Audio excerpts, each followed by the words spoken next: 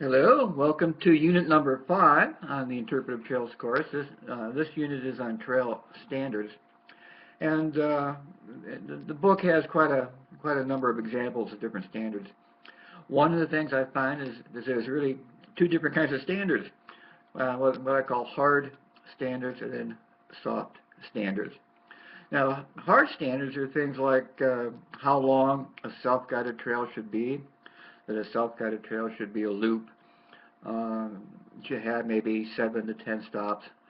Those are things that we know from research are the best for a self-guided trail, for example.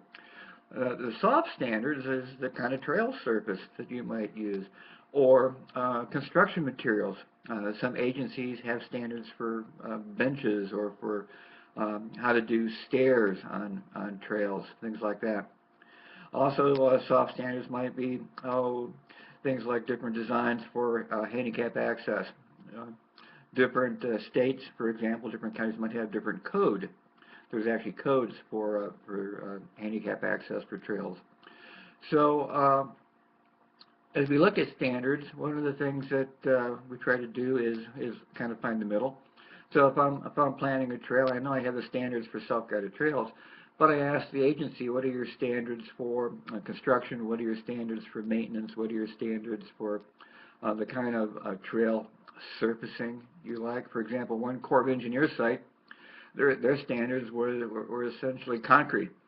All their interpretive trails, for example, were poured sidewalks. Another agency used asphalt. Another agency used pea gravel on their trails. Another agency just used natural surface, compact clay. So depending on which agency you might be working on, you may have different standards that the agency already has in play for your trails. Likewise, there might be different standards for clearance.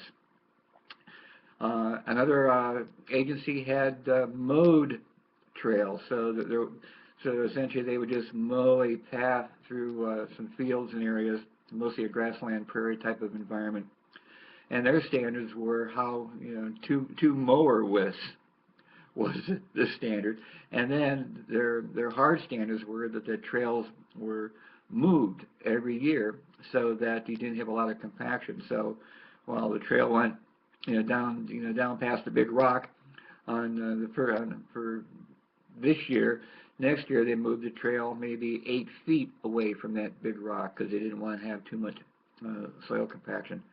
So different places have different kinds of standards. So what I've given you was a lot of general standards for you to think about. And then depending on the project, you may need to kind of mix and match everything from materials, trail surfacing, trail length, different types of trail use, and have standards for just your project or just for the agency that you're working on.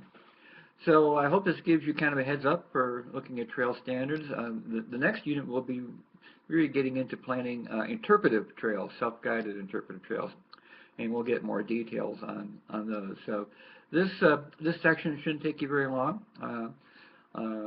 Some of you may already have standards that you can essentially plug in. Say, this is what our standards are. I have some people taking this course that have never done a trail before, so we're helping them with more detail about what standards they might think about for their location. As always, if you have questions, you can give me a call, send me an email, we can Skype, and we'll help you through it. Other than that, I'll look forward to seeing what you come up with for your standards, and then we'll get you going on self-guided interpretive trails. Have a good one.